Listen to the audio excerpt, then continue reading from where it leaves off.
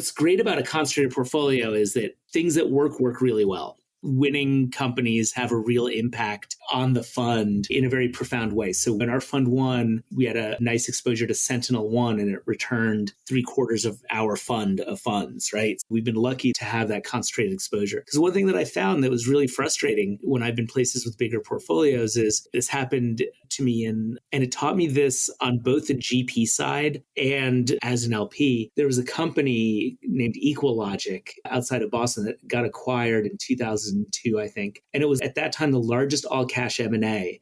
EMC acquired it. It was, I think, $1.5 billion, which tells you how much the world has changed. And the funds that had invested in it, two great funds, each owned 1/4 of the company almost, as I recall. But they had such big funds that that company, which was, by the way, the largest all-cash M&A outcome to that point, still didn't return their funds. And then when you aggregate that up to our funds, it really didn't move the needle much. And I think that's a real challenge for institutional investors. Venture's only kind of 5%, 7% of your portfolio, as it is at a lot of institutional investors. They're playing a little bit more of a beta game because it's really tricky to have a needle moving alpha when you're too diversified.